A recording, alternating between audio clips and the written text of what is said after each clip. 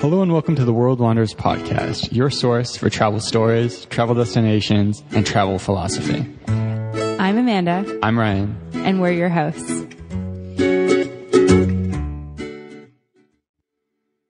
Hello and welcome to another episode of the World Wanderers podcast. Today we have an awesome interview for you with Shelly Al McCullough, who are originally from Ontario, Canada, but actually sold all of their stuff in 2014 and headed out on an adventure moving down to Panama and traveling down and around there. And they started a blog and a business called Sell All Your Stuff, where they give resources and advice to people who are looking to sell their stuff and start more of a minimalist lifestyle. And so we talk about pretty much everything from becoming more minimal, selling your stuff, and what it's like to get house sitting gigs, because it's something that both Ryan and I have been interested in, but we haven't ventured too far in. So we've got some very well experienced house sitters here to tell you all about what that's like and how best to get gigs. So without further ado, here's Shelly and Al. So thanks so much for coming on the podcast today. It's really awesome to have you guys here. Where are you joining us in the world today? Today we are in Saskatoon, Saskatchewan. We just arrived here a couple days ago, and we are on a 2-week house sit here. That's awesome. What's it been like so far being in Saskatoon? It's actually a lot better than I thought it would be. Had you ever been before? We've never been here before, and you had never heard a lot of great things, I suppose. Kind of, it's always, Saskatchewan, there's nothing to do there. There's, why would you go there? But it's a cute little town. We haven't explored too much. We've only been here for about 4 or 5 days. But we went down to the farmer's market yesterday, and we've just gone down to the downtown area, and it's quite a nice little area. Yeah, we were at the farmer's market, and they had a couple of unique things there, too. So one of them was a distillery, and they were offering free tours. So naturally, cool. Free stuff is good for us. Distillery, that's even better, right? Yeah, so, definitely. Yeah, it was a nice that place, and yeah, it's off to a good start here.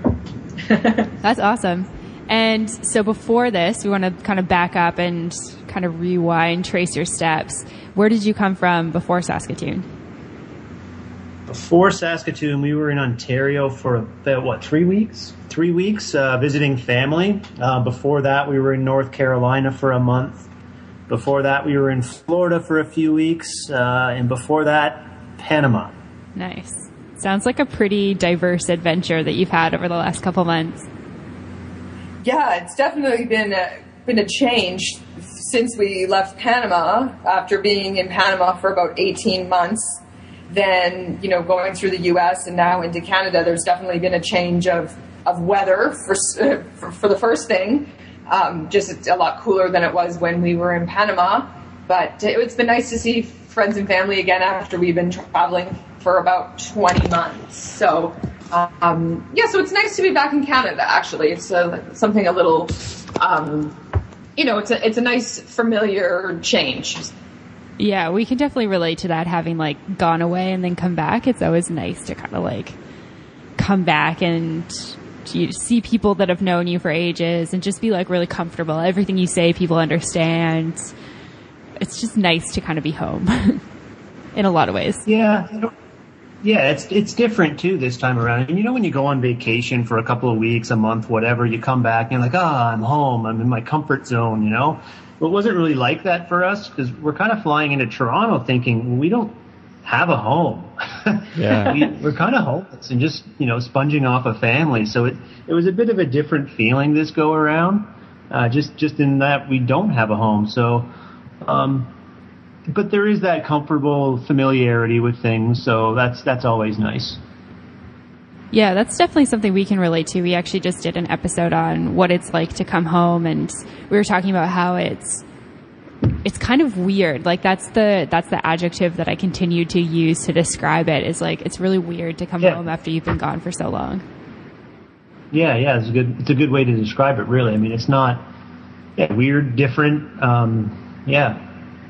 Did you guys find that coming back, sort of everything was the same and you guys weren't? Did you guys have that experience at all? Yeah, I think so. You look at things, people talk about prices a lot and how they vary from country to country, and that's one of the things we tried to keep an eye on. We went to the grocery store, and the things that we bought, the staples we used to buy, they hadn't gone up too much in price, but you see on the internet, everybody's like, oh my God, it's this much for a head of cauliflower, it's this much for broccoli. Well, it wasn't really that much of a difference from what we noticed, even from going from the Panama to the States to Canada. With all the exchanges, it was really a wash on stuff like that.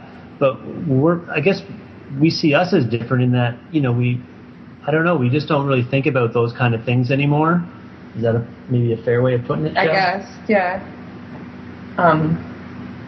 Like in terms of, you guys watch prices more, or you find that they're like still pretty similar from country to country? Well, I think a bit of both. They're similar to country to country, depending on what you buy. I mean, chicken's insanely expensive here in Canada for some dumb reason. They're the same chickens, right, from here in the States and Panama. But a bit more of that, we watch prices a little more. We've changed in that we don't call ourselves minimalist, but we live a minimalist lifestyle. We don't like that, label of, I'm a minimalist. I can only have 20 pairs of clothing and spend $50 on stuff and all this nonsense that people try and portray as a minimalist. Anyway, we watch sort of prices. We really try and justify purchases as well. Like, we don't just go out and say, oh, well, that looks nice on the mannequin, I'm going to buy that. We need a reason to buy it. And same thing with food, right? As I mentioned with chicken prices. I mean, we're not going to buy a chicken here now because it's just so expensive to buy chicken. So unless it goes on sale, we won't be eating chicken.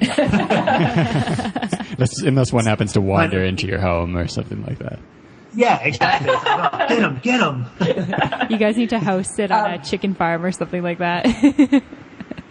And we have two places we've looked after chickens now, so which was fantastic. We would get the fresh eggs every day, but we didn't eat those.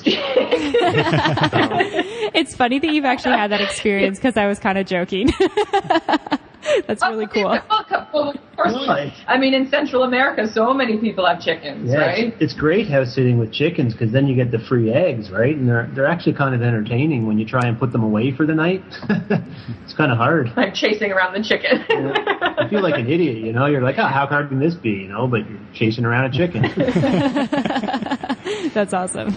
So how long have you've been house sitting since coming back to North America from Panama, right? No, we actually started house sitting in Panama. Okay. We were in Panama for about 6 months before we started house sitting.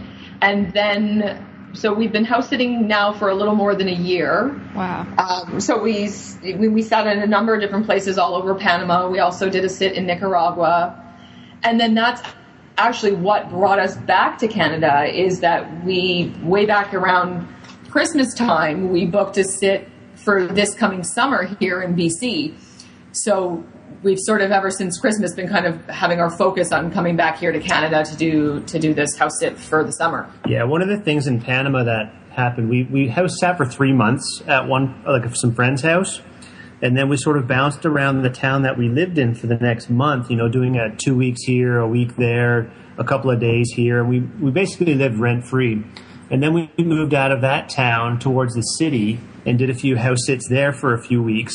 And then we just kind of found that the short, 2 to 3 week stints aren't that great for house sitting when you're trying to work online, because you don't get into a good rhythm or flow when it's, 2 weeks or less, because you have, one day on each end where you're conversing with the homeowners. And then the next day when they leave, you're kind of still not really set up. So you lose a few days doing that. So we decided that anything less than a month we're not going to do. So that's when this 2-month house sit came up in Vancouver, and we're like, yeah, let's go for it. Yeah, that's awesome. How did you guys first get into house sitting? The very first house that we did was friends asked us to sit for them. And at first we weren't even going to do it. We were renting this cute little house in the town that we lived in Panama. And they said, oh, do you want to come to our house? And at first they wanted us to pay rent at their place. And they said, oh, we'll just pay the same rent that you do for your little house. And we said, well, we're not going to move just for the sake of moving. Yeah. And then they said, oh, but well, if you want to come and house sit, you can live here for free. So then we thought, that will save us some money. So we moved there for 3 months, and from there it just spiraled out of control. Like Al said, that little town we lived in, everyone kind of found out, oh, there's this couple that house sits, and you don't have to pay them, and they live there and look after your animals. And so it just sort of caught fire from there, and we just got a lot of sits throughout Panama, and that's how we ended up moving from the town we lived in to other parts of Panama just to do the house sits. And it was a lot of word of mouth. Our name got around as, the trusted people that can look after your pets. And that just kind of, when you're in sort of Facebook groups for that country, for Panama, you kind of get to know people just from their profile on Facebook, I guess. And so we were putting stuff out there in Facebook groups for Panama, like expats in Panama and stuff. And that's how we got a few other sits as well. And in and around, like the one in Nicaragua as well, that's how we got that. So some people will say, oh, what do you have to do to get into house sitting? What sites do you need to go on to find house sits? Sometimes it's just as easy as Facebook. Mm-hmm. Yeah, that's something that I've definitely been curious about. So that's really cool to hear. And definitely for us, the word of mouth, and especially since we were already in Panama, I think that really helps. Like a lot of people, might think, oh, I'm going to go apply for a 2-week or a month house sit in Panama. But you also have to think you have to pay for your flight to get there, right? Mm-hmm. Sure, it's free accommodation when you get there, but you still need to get there. Yeah. So it really helped us that people saw that we were already there and obviously committed to being in the country and that things. And so it was easier for us to find sits that way to start off. And actually, the funny thing is someone just contacted us this week again about sitting. They said, oh, we got your name, from one of these Facebook groups because they see the old posts on there. And they sent us a private message and we're like, are you still in Panama? Can you come and house sit for us? Wow. So we still get contacted about that. So I think really we could easily just go back to Panama again if we wanted to, spend some time in the country again. And so is it typically, or almost all the time with a house sit, it's someone who has animals or pets of some sort. And when they're going away, they want someone to look after the animals? Yeah, not always. Some people have no pets and they just want someone to look after their property or just have someone in the house. But all of the house sits that we've done have involved animals. So it's been anything from 1 cat to, 5 dogs, 10 chickens, and 2 cats. So there's quite a range of animals that you can deal with. There's some that people want you to have farming experience and they want you to keep like an eye on horses and goats and stuff. And that's something we wish we had because it just opens up more doors, right? The more experience you have with different animals, the better you're going to be at scoring house sits. Yeah, definitely. How do you go about getting that experience? Would it be like staying with friends who had those animals and learning about them, or what do you think the process is? Yeah, I mean, the dogs and cats, I mean, if you've looked, let's say you have some relatives, like we used to have a greyhound and my uncle, they had a dog as well. And whenever we'd go away, we'd just say, hey, can you look after our hound? And they'd be like, sure. That way we didn't have to kennel it. And vice versa. They would give us their dog to look after when they would go away. So when you look at it that way, that's basically house and pet sitting, right? Yeah. So you experience that way just in and around your town. And even if it's not your relatives, just friends, something like that. And that can build up your references, which helps. And then if you need experience, if you know someone that has a farm and you want to look after horses, just volunteer some time and say, okay, what do I have to do? What do I need to know to look after them for a week, a month? What things can go wrong? That's really just getting the time, the experience through whatever network you can. Yeah, that's really cool. Dogs and cats, I mean, I think anybody can take care of a dog or a cat. Chickens are not hard, other than catching them, like I mentioned. But after that, I mean, fish, if they're in a tank, feed them, clean the tank. It's a lot of it's pretty, I'm not going to say common sense, because that's, right when you say that, someone's going to say, oh, I didn't know I could leave the fish out of the tank for 2 days. But, it really is kind of not that hard. Yeah, especially like the internet has so many resources for stuff like that. Like, you know, if you have to exactly. transfer fish from place to place, like you can YouTube how to do that pretty easily. I guess it's just because the bigger animals that it's a lot harder. Like I think horses you have to kind of know how to take care of before you can just take that on. Yeah. Yeah. And like we said, we saw a sit just outside of Calgary that we were looking at, and it was going to be about a month. And, you know, we thought, oh, look at this. And then, but when you go into the actual ad, you know, they had 2 horses, and we were like, you know, there's probably better suited people for that type of, so we didn't even apply, you know. So sometimes when you see a sit by the headline or where it's located, you might think, oh, this is good. But then when you actually read the write-up, you know, it might not actually be suited for you and your skills. Yeah, for sure.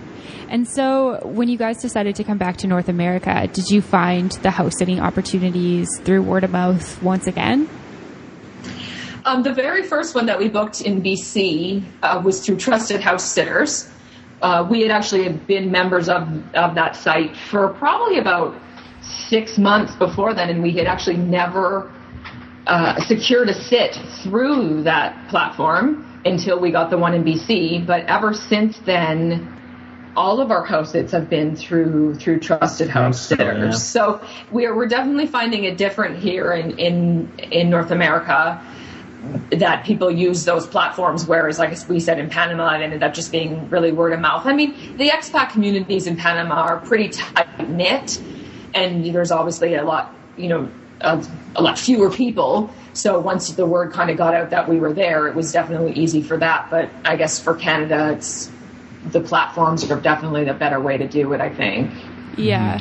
And in terms of determining places, have you actually searched places that you wanted to go to, like with Florida, North Carolina, that sort of thing? Or have you just been flexible with what would suit you in your time frame? We were pretty flexible, actually. The North Carolina one was a referral. Friends of ours were supposed to do that sit, but then they had a family emergency and couldn't do it. So they told the homeowners about us, and that's how we got it. So that actually just sort of was a fluke. But it worked out well because, you know, over time we sort of needed to move back up to Canada anyway, and we'd never been to North Carolina. So it worked out well. But yeah, we were pretty flexible. I mean, ultimately we knew we had to be in BC by the middle of May. Mm-hmm. So whatever sort of came up and filled our time, you know, from about February till May, we were pretty good with taking. Yeah, we were pretty flexible even in Panama from what we were looking for. We were open to, you know, Australia, Europe, all kinds of places. Just whatever we could kind of get for a good 2-month stretch. Yeah. The thing about Europe is you have to worry about the Schengen agreement. So you can only be in certain countries for a total of 90 days. So that limits you for moving around. So yeah, just being flexible, I think, helps, and where you can and want to go will just benefit you by being that flexible.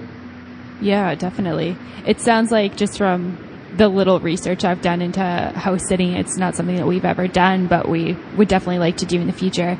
It seems like you need to be a little bit more flexible. Looks like it's a bit harder to find sits in specific places for specific days. That seems like kind of almost luck needs to be there to get that. Yeah, I mean, if you're thinking you're going to go backpacking in Thailand or something, you're going to have a tough time finding house sits online. You're probably going to be better off boots to the ground, and then it's going to be, oh, okay, well, you wanted to go here, but there's a house sit, 2 hours away. It's not even close to where you wanted to go. So, yeah, you just have to be a little, roll with the punches if you want to do house sitting. But if you want a strict sort of mapped out route, then you're going to have to be either flexible on your accommodations or, maybe not choose house sitting if that's what you want to do. Mm-hmm. Yeah. At the start, when we first started talking, you kind of talked about flying back to Ontario, or kind of flying back home but not having a home. So I want to go back to your decision and the period of time of selling your home, selling all your stuff, and deciding to move down to Panama. What kind of led up to that big life change? I was bored. I could. There had been a couple things really that sort of sparked it. So originally sort of a conversation started back in 2009. During the economic downturn, Al was working in IT, but he happened to be working in the IT department at an automotive company. So he got let go there during their downsizing period.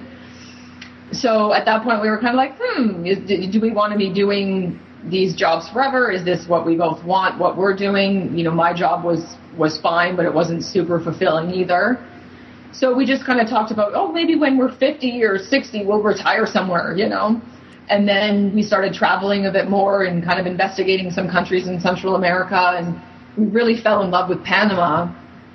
And that was in 2012 that we visited Panama. And then it just kind of sparked from there. We started thinking, well, why wait till 50? Why don't we do it when we're 40? And then we thought, well, why don't we do it, now when we're 37? And so it just kind of kept getting pushed. The day just kept getting closer and closer. Yeah. So then we just kind of the ball started rolling from there, and we started going, selling all our stuff. We actually do still have our house in Ontario. We just rented it out for right now. Okay, that's cool. We weren't sure if we wanted to definitely sell all our stuff in that sense. Yeah. Because we weren't sure if we were how long we were going to travel for or whatever. So, our house being a pretty good investment, we figured we just, rent it out. But other than that, all our furnishings, both of our cars, everything like that, we sold all that before we moved to Panama in 2014. Yeah. Yep. And what was the process like for selling all of your stuff? I know you guys now have a business around that. What sort of methods did you use for selling stuff? Well, in Canada, we use Kijiji, which is similar to Craigslist for the States and pretty much everywhere else. So that's online is big. And there's so many apps you can use now, like Letgo, Wallapop, Craigslist Mobile, all that kind of stuff. But yeah, selling stuff online is good. You can usually hold off for your top dollar. We also had an estate sale, and I guess people in our town didn't really know what an estate sale is because we put up signs for an estate sale. We put ads in papers for an estate sale, and people would drive by and be like, where is everything? It's an estate sale. It's in the house. Come on in. They just couldn't grasp. I actually didn't know what an estate sale was either. I thought it was around when someone died and something to do with theirs. And a lot of them are because typically someone will pass and the family doesn't want all the stuff that's in their house, right? Mm-hmm. Or the majority of it. So yeah. But anybody can have an estate sale. Somebody didn't have to die in order to have, and actually what we did end up moving some pieces of furniture onto the driveway, and then we're kind of sort of saying, the sale is in the house to people who were kind of doing drive-bys. But one gentleman, I was on the driveway and he was across the street, and he actually yelled across the street, "Did somebody die?" And I'm like, even if somebody did die, I thought, how crass, because if somebody did die, would I want to be yelling at you across the street? Yeah, it's not very sympathetic to mourning if that's the case. Well, exactly. The estate sale was kind of a one-time only because you're going to have people walking through your house, and that's what you want with the estate sale. Is it's almost like you've staged your home as well, mm-hmm. to be like, hey, look how nice everything looks in here in this room, and all the stuff on the walls, and hey, everything's for sale here. So if you think you want your room to look similar to this, or you think it looks good here, it'll look good in your house too. Yeah. So you really only want to do that once because it's your home, and you don't want people walking around, and you don't want kids coming from soccer practice with ice cream sitting on your nice couch that you want to get talked off for, yeah. Which happens. Yeah. So then after the estate sale, we ended up having just yard sale after yard sale. I think we had maybe 4 or 5 that summer. Wow. And then, you put stuff out, people drive by, they come in, they try and talk you down. You got to play the game with yard sales. People are going to negotiate. So if you have something you want top dollar for, you got to think, how important is it to you? And that was one of the hardest things at the start. It's one of the hardest things. And then you realize, this is all just stuff, and it's just kind of holding us back from what we really want to be doing. Mm-hmm. So you take a picture of it, you put it on your Google Drive, and then you got it forever. Yeah, you've got the memories of it then. Yeah, and that's really all it was. the memory isn't in the stuff. It's somewhere else. Like it made you feel a certain way. So if you take a picture of it, I mean, we had a whole bunch of little notes to each other over the years, and we didn't keep them all. We just took pictures of them, put them on our Google Drive, and we saw them the other day. We were looking at them, just laughing at them. Yeah. You know, we didn't need the physical. Yeah, that's cool. I really like that idea because it's something that I was actually talking to Ryan about this yesterday, how I've been selling some clothes recently, and I have this like silly attachment to clothing, like as if I'm like, oh, you want it, but I want the money for it, but I don't quite want to part with it. Okay, just take it and go. Yeah. And like clothing has like really no sentimental meaning to me in any way, but I like the idea of taking a photo of something that actually is sentimental and not actually needing to hold on to it and kind of like hoard it in a closet or something like that. Yeah, and that's the key, right? Is, you know, people will hoard it if they can, and they'll make any excuse possible to hang on to it. Well, no, that was my great grandpa's. Okay, great. Well, and I even had some stuffed animals that I had since I was a child, and so I, you know, took photos of them, and so I have them. But, you know, the same thing is, you know, I wasn't doing anything with those stuffed animals. They were on the bed or on the shelf in the spare room. So, you know what I mean? Like, even when I physically had them, I wasn't playing with them or anything. Well, see, that's part of the problem. Well, she doesn't know that I was actually having wrestling matches with her stuffed animals when she wasn't around. Well, actually, our dog did. Our dog ate the nose off a couple of my stuffed animals too. Yeah, they lost some value there. It's funny because I have some stuffed animals at my parents' house that I've stayed like kind of attached to because I've had them for so long. And my brother's dog really likes to eat the nose off of things like that, like Beanie Babies and stuff. The last time I was home, I was like, put the Beanie Babies in the closet and do not let the dog near them. So this is where you need to take a photo of them. Yeah. You know, and then let the dog enjoy them after, I guess. Yeah. Maybe. Yeah. I don't know. I've got a bunch of Beanie Babies that I've like had for so long, and I'm waiting for them to be worth something more. I feel like that's what I'm holding on to with those.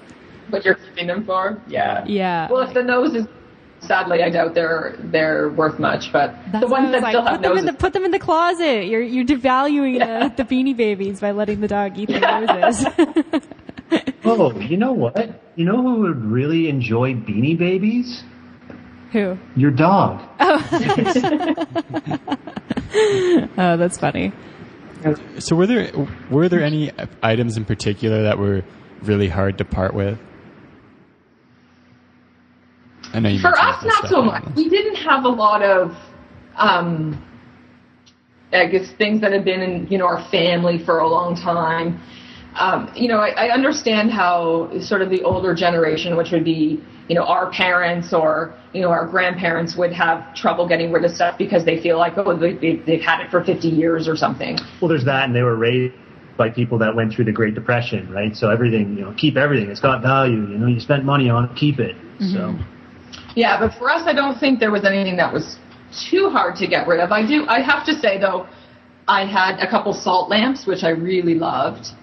And it got to the very last sale that we had, and this guy just took my price down to like $12 on this salt lamp. And I really didn't want to sell it for that cheap because I know the value of them. But, you know, finally I was just like, just let it go. It's just stuff. But it was one of those things that I always regretted letting go for such a cheap price. I think ultimately I probably should have given it to a friend or something instead.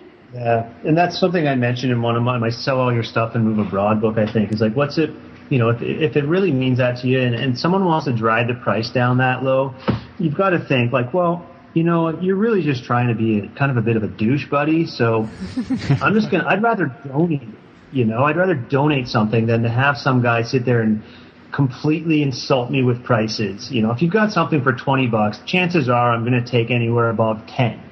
But if they're coming in at like 2, it's like, I'm not even going to discuss this with you if you're going to be an idiot, you know? So yeah, you kind of weigh your options and say, okay, well, I could give it to someone, I could give it to family, I could donate it, I could, you know, if it's a Beanie Baby, I could give it to a dog. Yeah, it's funny. Just, you know, your options that way. I have a similar experience, but with a completely non-sentimental item. But in university, every time you'd buy new textbooks and they cost like $150 or something, and then you'd go back to the bookstore 4 months later at the end of the semester and try to sell them again. And oftentimes you bought this $150 textbook and they're like, oh yeah, we'll give you $3 for it. It's like, I bought this 4 months ago. The worst. I didn't even open it. So I actually still have like a managerial accounting book that I never sold because I was like, no way, I'm not selling this back to you for $2 bookstore. But it's well, the worst part is the next year they'll sell that same book and they'll put like chapter 2 where chapter 4 is and chapter 3 where chapter 5 was, reverse them and sell it for like twice as much again. Yeah, exactly. Yeah, that's the problem with that is you go back and they're like, oh, we actually released a new edition in the last couple months. So, we can take this one for free. And it's like, oh, it's so infuriating. And the problem with those textbooks is that, sure, sometimes you can put an ad up around school, and someone else will buy it for, a little more than the bookstore would have. But ultimately, there's so many of those textbooks and nobody wants them anymore, which is a real shame. And that they bring out those new releases so frequently with that, right? Yeah, definitely.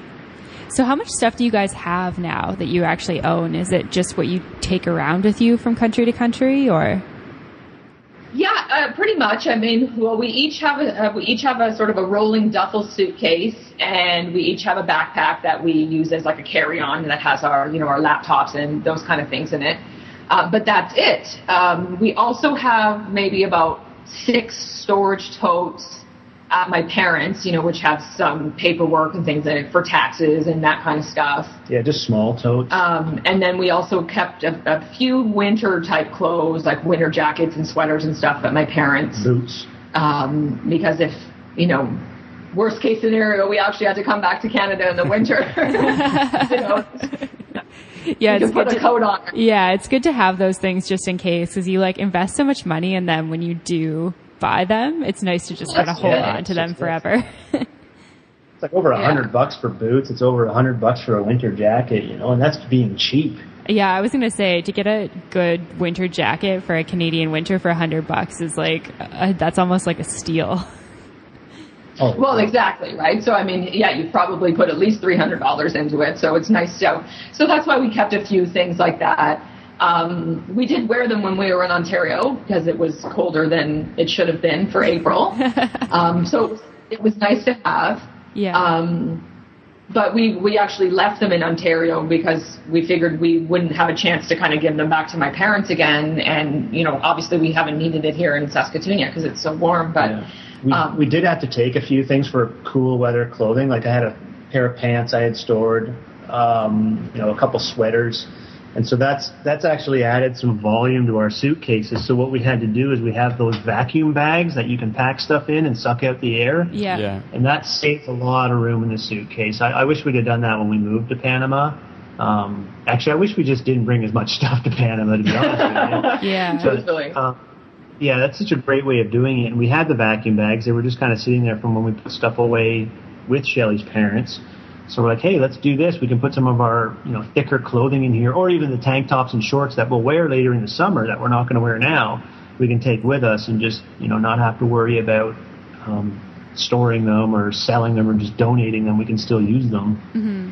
Yeah, definitely. I've used those vacuum bags and they're awesome. Sorry. Yeah, we totally use them. Since we're back in Canada here now, and we're going to be here for at least 5 months, we did buy a car when we were in Ontario. So one of the first things we did when we bought the car is we went out and bought yoga mats. Nice. Because we thought, well, now that we have a car, we can put them in the car. Whereas before, when you're traveling so much, you can't really be packing them on the plane because we didn't have a travel yoga mat at all. Yeah.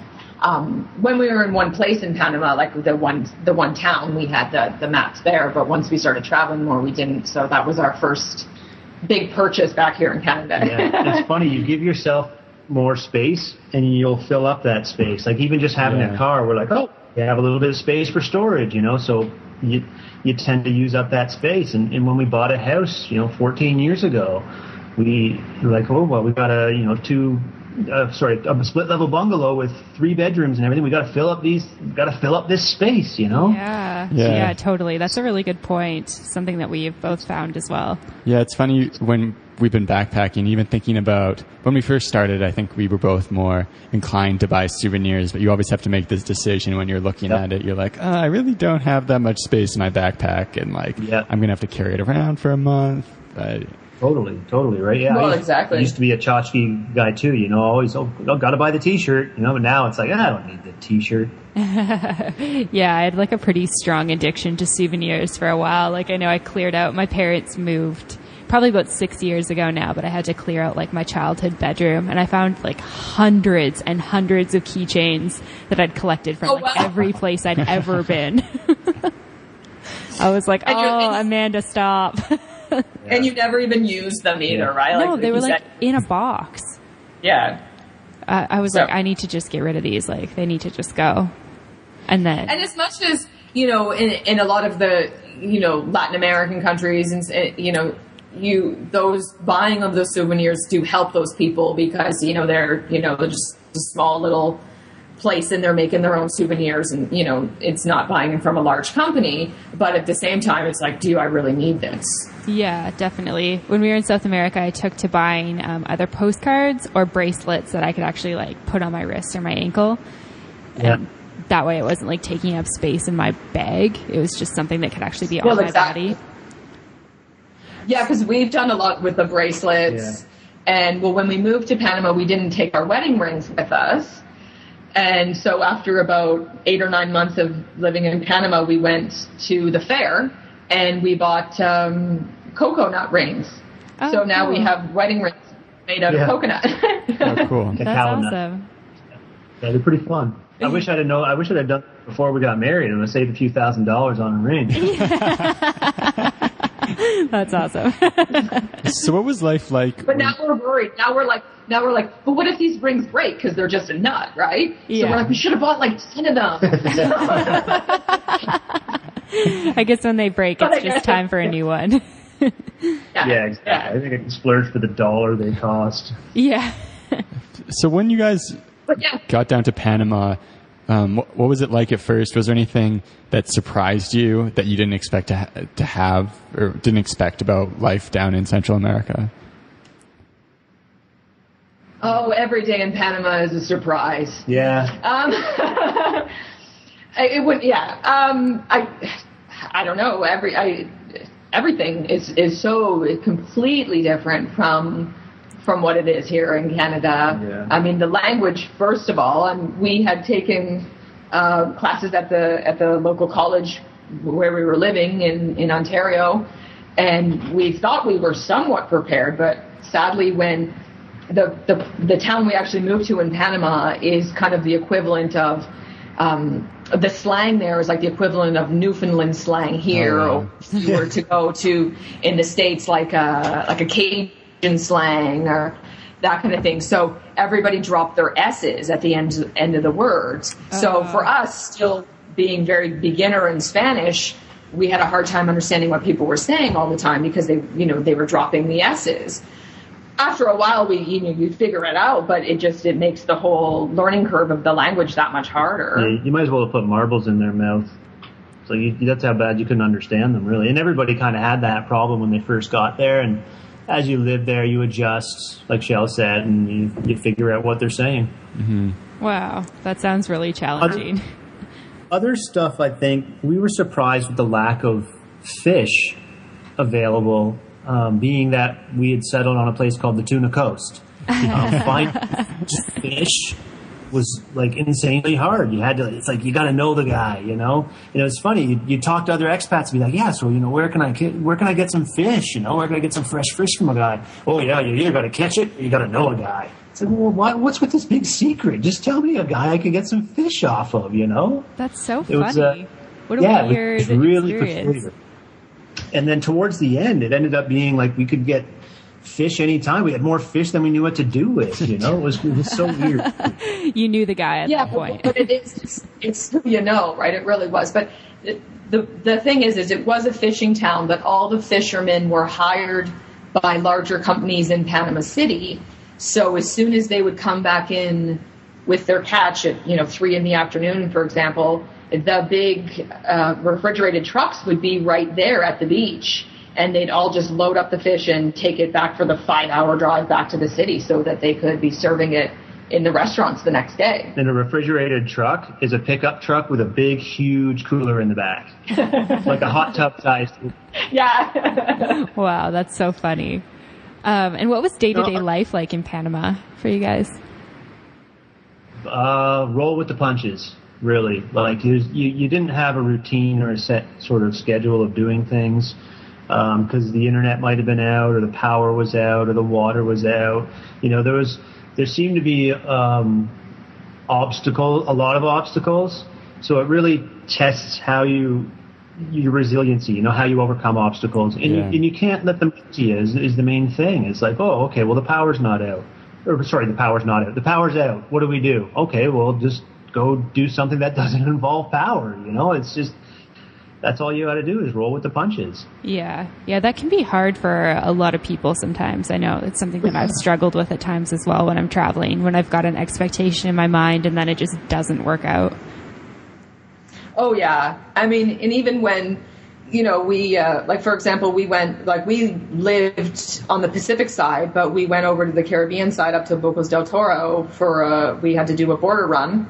So, for example, we're taking the bus back, and there was a protest. Yeah. So the protesters had cut a tree down, and it was across the highway.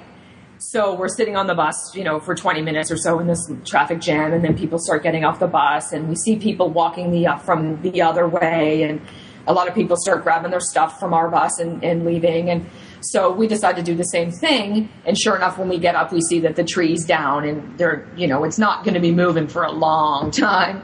So, but we just, took our stuff, walked to the other side of the tree, and that bus on the other side was pretty much empty because everyone on their bus had gotten off to walk on the other side. So we just switched buses, We just traded places. like mid-bus ride, That's so awesome. But that's the thing, you just have to, roll with the punches. Like, you didn't expect that there was a protest and the highway was closed. And our bus driver was trying to say, oh, it'll only be like half an hour. Yeah. But then when we saw this was a massive tree, and there was nobody was getting ready to move it. Like, it was going to be there for hours. Yeah. That's so we funny. can definitely relate to that from South America. It's always like, oh yeah, don't worry, like this will be fixed in like 10 minutes. And then 5 hours. 5 hours later, they're like, oh yeah, sorry, it wasn't my fault. But they didn't say so. You get used to that too, It's kind of like that whole manana attitude towards things. And, when you want something done, you hate the manana attitude. But then when you don't need anything done, you're just kind of like, yeah, well, or you need to do something for someone else, for example. You're like, I'll get to it tomorrow. Yeah. You just kind of fall in line with that. So it's kind of fun, but at times it's kind of not. Yeah, it's so different from the way culture is in North America, US, Canada. And I know that it's something that I think it was a really good experience for me because I was very kind of high strung. I need to do this right away. And being in South America just taught me to relax and just go with the flow. You just don't have control over things a lot of the time, and people just don't. They're not apologetic. They don't take responsibility for when things go wrong. And you've just got to be c'est la vie. I can't do anything about it. Well, exactly. Yeah. And it was fun. It was as much as, and we laugh about it all the time. Just anytime, you try to do anything, you're just well, whatever. But it definitely has helped us. I used, definitely was that type A personality. Needed to, everything in its place, and it needed to be perfect and whatever. But now I'm just well, when it gets done, it gets done. And totally, not so, like you said, not so high strung about it now. Yeah. Have you found now that you've been back in North America for a while, you've been able to appreciate some of the comforts that we have up here because of the experience in Panama? I don't know. I guess self-checkout at cashiers, maybe. Self-checkout is so you don't have to queue for half an hour? Yeah. It's funny, though. You queue in South America, and you just, all right, I'm going to be here for 10 minutes. Cashier's going to be on her phone at some point to her friend, whatever. Deal with it. Here, I guess if you saw something like that here, you'd be like, hey, what are you doing? You know, you're not supposed to do that. Get back to work. Yeah. So here, serve me. So we have less of that attitude, I think. I don't know. I wouldn't say anything's really. I like to think of it as trade-offs. You know, I mean, there's trade-offs when you go certain places, and that's all it really is. It's not that one country is better than the other or more convenient than the other. It's just different. And then you have to look at, well, you know what? I'm living in a warm country. I don't have to put on winter boots, socks, and a coat and a toque. You know. So I can stand in line for 10 minutes waiting for my groceries while the cashier's talking to her friend on Facebook. You know, it's whatever. Yeah. So, just being able to say, you know what, it's not that big a deal. This is how it is here, and this is how it is there. Yeah, definitely. That's a really good point. Is the business that you guys have created online, is that something that you started once you were in Panama, or did you have the idea to start that kind of as soon as this journey began, or where did that kind of come into play? It kind of came in, like I had an idea. I wanted to write a book about our experience of moving abroad, and it had originally started as how I sold all my stuff and moved to another country. Mm-hmm. And I thought, well, that's not probably how I want to sell it, because it's kind of a selfish way of looking at it when you think about it. Like, hey, this is my story. And I thought, well, why don't I do a guide for people of how to do this instead? You know, how you can sell all your stuff and move to another country. And so the first book, Sell All Your Stuff and Move Abroad, sort of spawned the website, and then the two other books of Become a House Sitter and Travel. And then we just sort of developed it into the website, and, you know, we just try to provide advice to people on how they can sell their stuff, where they can sell their stuff.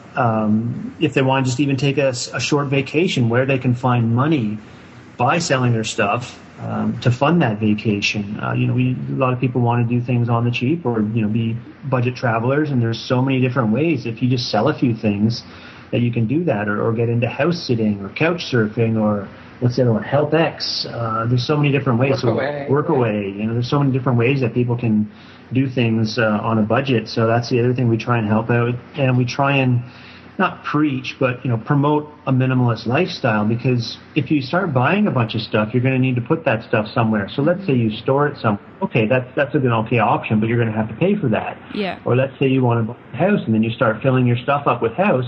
Well, that stuff's going to hold you back from doing other things, because you're paying for that space, whether you think you are or not. So that 3-story, 5-bedroom home you think is glorious, well, you're paying for a lot of empty space in that. Yeah, definitely. So, so we try and preach that minimalist lifestyle, is that it's just you can do more stuff with less stuff, is really our motto. Awesome. And which one of you does the drawings for? Is that you, Al? That would be me. Yeah. That's really cool. Is that just something you've done sort of your whole life, or? No, I just started doing it for this website. I'm like, it's kind of fun. Look at him. You know, we just Shelly was talking to her friend today, and she just commented on the actual, the emotions that he has just by having like the facial expressions I use on the guy. Yeah. And it's like throwing eyebrows on him totally changes his expression sometimes. So. So you just decided to like pick up the pen, and you're like, I can draw stick figures. Like, maybe I can illustrate this stuff myself. Yeah, you know what the funniest part is? I can't draw worth of beans. I really can't. Like, someone said, get one of those mouse pads that you can draw with a pen, yeah, and it portrays it on the screen. I said, no, I can't do that. I have to do it with the mouse. That's the only way I can do it, because I suck at drawing. Like, I'll sketch out on like not a whiteboard, but like a little laminate piece of paper we use as a whiteboard. Yeah. And I'll sketch out a guy, and he looks just completely horrible, you know. But then when I put it on the screen in the program I use, it's just, hey, this guy looks pretty good. So. And what program do you use to do that? It's called Paint.net. Okay. It's not even Adobe, so it's a pretty cheap program. Hey, they turn out okay. So yeah, they look. It's just what I'm used to. Yeah. It's just what I'm used to.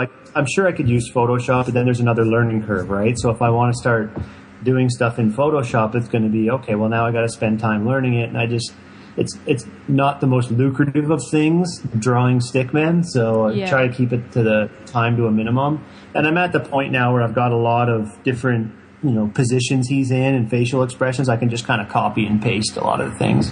Okay. Yeah, I mean, we checked out your website, and I was like, I think they do these drawings themselves, and they're so awesome, and they're just stickmen. Thanks. Yeah, no worries. I get a lot of really cool feedback about the stick man. Yeah. I wasn't sure about him at first. I thought he might have looked a little cheesy. Yeah. So, but I think she was jealous. The stick man was getting more attention than she was. But it's just like anything, right? You have to pick a brand. And at first I thought, well, what if people think that we're not really serious because we have this stick man? But because he is so minimal and he does so many different adventures, that I think a lot of people have really, his message is resonating. And we're getting, the last few months, we've got a lot more steam, and people just send us emails and, messages on Facebook about how much they love the stick man. You're going to have to get like your T-shirts and branding and maybe a movie deal in the future. The movie? Yeah. We hadn't thought of. Maybe we'll have to do a movie soon. Yeah, you guys should see if you can animate him. I don't know anything about that, but animate him and get him like on YouTube or something. He'll be like YouTube famous in no time. So what is exactly. What does the next year look like for you guys? Are you still committed to traveling around? Are you thinking about settling a bit more? Well, we've kind of talked about that. And we definitely would think we want to stick with this lifestyle for at least another year by doing, sticking with the house sitting and traveling around. Partially because we are still building up our business with the Stickman. And then I also have just recently started a social media marketing business. Cool. So we're still kind of ramping that up. So while we're doing that, this sort of travel house sitting lifestyle really works, and because obviously our cost of living is considerably less, especially if we are spending any time, here in Canada or in the US, because the cost of living is a little more than it was, for example, when we were in Panama. So I think right now, we're committed to being in Canada until into the fall. We have a house sit in Seattle in November. And then from there, we're thinking about maybe heading back down to Panama or, maybe Colombia for the winter months so we can kind of get out of the cold again. Yeah, we kind of live in 3-month intervals. It's a different way of life for us for sure, but not having a plan, it's different. And you just, I don't know, 3 months is kind of a nice plan. Not living past that 3 months or not thinking past that 3 months. It really, you're able to have that sort of Latin American attitude of, we'll just see what happens. Yeah. Have you guys found that your friends and family have been pretty supportive with your life change? Like this idea that like, okay, we're just going to pick up our stuff. We're going to sell everything. We're going to go to Panama. And now we're just going to like travel around and live in sort of like quarterly chunks. I have to say yes and no. Some people have been super supportive. Other people have sort of fallen by the wayside, even, though we've maybe tried to, stay connected with them. But we get, some people in our family are definitely super supportive, but other people maybe not so much, and same with friends. When we moved to Panama, some people were like, well, why are you doing that? They didn't say it was a stupid idea or anything, but you could just tell in the tone of their voice that they just didn't really understand. Yeah. And then we had friends that we talked to, work friends, old high school friends, whatever, and then they just didn't pay any attention to you anymore. You're kind of like, wow, you don't even like anything of mine on Facebook anymore. What's the deal, But you just get past it. You're like, all right, well, you have your life, I have mine. I'm not gonna worry about, oh no, you didn't comment on my picture of this sloth moving really slowly across the street. Yeah. Yeah, it's just it is what it is, and yeah. But I think in a different way, as our social circle has expanded greatly since we did move away. Just, Al and I were both very introverted, and we had lived in this same particular town here in Canada for 12 years before we moved away, and we have made more friends and much more long-lasting friendships in this last, little more than a year and a half than we ever did in the entire time we lived in that town for 12 years. Was we'd moved there for work, and, and that's what you do. You make a few work friends, but I find as an adult, in that sense, it was harder to make friends. But I find with this lifestyle, it's a lot easier to make friends.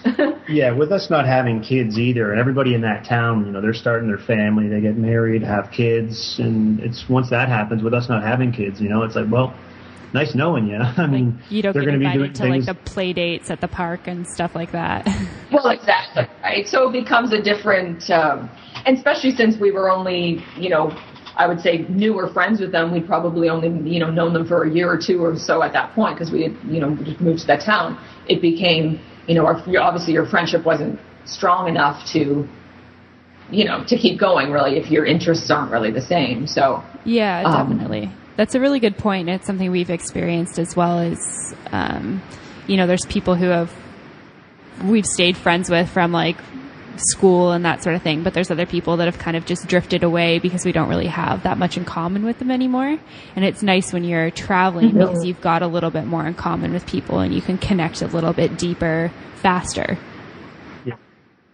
Well, exactly. And like just for example, the other day when we were, you know, driving out here to Saskatoon, we stopped to spend the night in Winnipeg, and we had arranged to meet up with another blogger there. So we went out for dinner with her and her husband. You know, it was just, I mean, we only met for an hour and a half, 2 hours, but it's nice to kind of have connections with people. You know, like we, you know, obviously met online and we met in real life, and everybody was cool, and you know, so we just found that we were able to cultivate different relationships now. You know, and you know, who knows, we might not see her again because she's obviously in Winnipeg.